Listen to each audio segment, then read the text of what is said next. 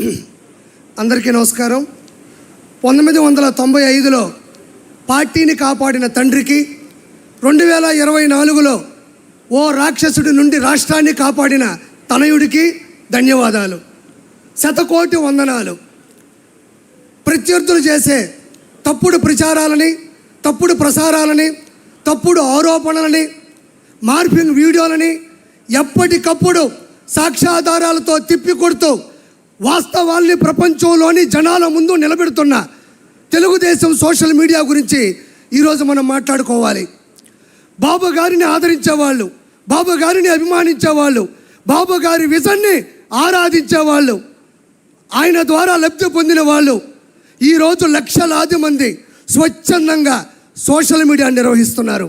ఒక్క రూపాయి కూడా తీసుకోకుండా తెలుగుదేశం పార్టీలో చాలామంది సోషల్ మీడియా నిర్వహిస్తున్నారు. వాళ్ళు వాళ్ళ పని చేసుకుంటూనే ప్రత్యేకమైన సమయాన్ని కేటాయించుకుంటూ దినచర్యలో భాగంగా కొంతమంది అయితే మాకు ఒక్క రూపాయి కూడా వాళ్ళు ఇవ్వక్కర్లేదు, బాబు గారి ద్వారా 2 లక్షల రూపాయలు నేను ఈరోజు వర్క్ ఫ్రమ్ హోమ్ ద్వారా సంపాదించుకుంటున్నాను, ఆయన చేసిన మంచి వల్ల నేను బాగుపడ్డాను, నా మాట ఈ ప్రపంచానికి మంచిగా వెళ్ళాలి అని చెప్పుకునే వాళ్ళు ఎంతమందో చాలామంది ఉన్నారు. ఈరోజు ఇంకా తెలుసుకుంటే సోషల్ మీడియాలో వైఎస్ఆర్సీపీ చేస్తున్నది ఉద్యోగం, సోషల్ మీడియాలో తెలుగుదేశం పార్టీ చేస్తున్నది ఉద్యమం, స్వచ్ఛంద స్వాతంత్ర్య ఉద్యమం, స్వేచ్ఛగా చేస్తున్నారని మరోసారి మీకు నేను చెప్తున్నాను. వాళ్ళు విచ్చలవిడిగా ప్రసంగాలు చేసినా, అతను ప్రసంగా మాట్లాడినా, సోషల్ మీడియాలో దారుణాతి దారుణమైన పోస్టులు పెట్టినా, ప్రెస్ మీట్లు పెట్టినా, బూతులు మాట్లాడినా, అవమానించినా ఏ ఒక్కరూ మన వాళ్ళు సంయమనం పాటిస్తున్నారు తప్ప తిరిగి ఆ విధంగా ప్రవర్తించట్లేదు. దానికి ఉదాహరణ నేనే. నా భార్య ఓయోలో దొరికింది, ఏరే వాళ్ళతో ఉంది అని దుష్ప్రచారం చేసి ఆర్టికల్లు చిత్రీకరించి పెడితే నాకు కోపం వచ్చి మాట్లాడదాం అనుకున్నా. కానీ మా నాయకుడు వెనక నుంచి అటు కొట్టాడు. అది మనం చేయకూడదు, అది మన విషయం కాదు, మన పసుపు సైన్యంలో అది లేదు అంటే వెనక్కి తగ్గినటువంటి ఆలోచన నాది. ఇది ప్రత్యక్ష ఉదాహరణ. దీనితో పాటు గ్రామ స్థాయి నుండి, మండల స్థాయి నుండి, జిల్లా స్థాయి నుండి, రాష్ట్ర స్థాయి నుండి, ప్రపంచ స్థాయి వరకు కొన్ని కోట్ల మంది లక్షలాది వాట్సాప్ గ్రూపుల ద్వారా, స్టేటస్ల ద్వారా, యూట్యూబ్, ఫేస్బుక్, ఎక్స్, ఇన్స్టాగ్రామ్, సొంతంగా యూట్యూబ్ ఛానల్ ద్వారా సామాన్య ప్రజలకి సమంజసంగా విషయం వెళ్ళేటట్టు ప్రచారం చేస్తున్న ప్రతి ఒక్కరికి ధన్యవాదాలు. ఇక్కడ మనం ప్రముఖంగా చెప్పుకోవాలి.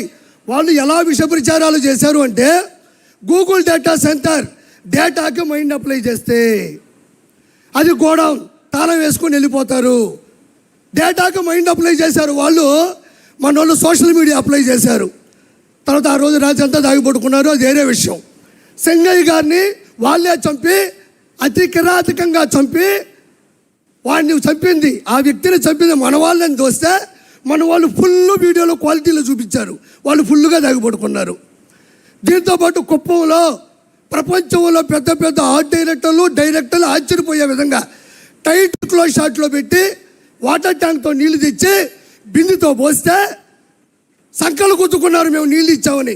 మన వాళ్ళు వైడ్ షాట్ పెట్టారు, ఓల్డ్ వైడ్గా వైరల్ అయింది. తర్వాత వాళ్ళకి వైరల్ ఫీవర్ వచ్చింది.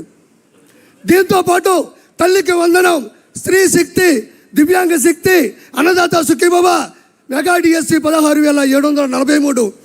దీంతోపాటు విజయవాడ వరదలు, మంతా తుఫాను, ఒకటి కాదు నాయన, బాబు గారు అక్కడ ఇచ్చారు అంటే రెడీగా ఉంటారు. జులాయి సినిమాలో బ్రహ్మానందంగా దొరికిపోతూ ఉంటారు. అది వాళ్ళ ప్రత్యేకత. నేను ఇక్కడ ఇంకో గొప్ప విషయం చెప్పాలి. అన్న లోకేష్ అన్న కూడా వచ్చాడు. సార్, చాలామంది ఎన్నిసార్లు ఈ విషయం చెప్పారు నాకు తెలియదు, కానీ అప్పట్లోనే ప్యాన్ ఇండియా సినిమా ఒకే ఒక్కడు, ఆ ఒకే ఒక్కడు సినిమా తీసింది ఇన్స్పిరేషన్ నారా చంద్రబాబు నాయుడు గారు. ఎంతమంది చెప్పారో నాకు తెలియదు. ఇది శంకర్ గారు, ప్రొడ్యూసర్ గారు, అప్పుడు డిస్ట్రిబ్యూటర్లు, ఎగ్జిబ్యూటర్లు చెప్పినటువంటి సత్యం. ఆ సినిమా ఒకే ఒక్కడు. ఒక్కరోజు సీఎం అయితే ఆ సీఎం ఏం చేస్తాడు అనేది ఆ సినిమా తీశారు. సూపర్ టూపర్ బిట్టు తమిళ వాళ్ళు చిత్రీకరించిన సినిమా ఇన్స్పైర్డ్ బై సార్. అయితే నేను ఎందుకు చెప్పానంటే, ఈరోజు నారా లోకేష్ గారు మేము సోషల్ మీడియా సోషల్ మీడియా ద్వారా ప్రతి ఒక్క విషయాన్ని మేము తొక్కి తోస్తుంటే మేము చేస్తున్నాం సోషల్ మీడియా. కానీ అది పూర్తయితే ఆ ప్రక్రియ పైకి వెళ్తే చాలా ఆనందంగా ఉంటుంది. ఈరోజు పునర్విక కావచ్చు, అదే స్కూల్లో అన్నం బాగా లేకపోతే కావచ్చు, లేదంటే ఇతర దేశాల్లో బానిసత్వంలో నలిగిపోతున్న విషయాన్ని కావచ్చు, మేము అలా తోస్తే రెడీగా ఉంటారు నారా లోకేష్ గారు. అలా రావడం బుద్ధి అంటే మేము ఏం చేసినా సపోర్ట్ చేస్తున్నారు.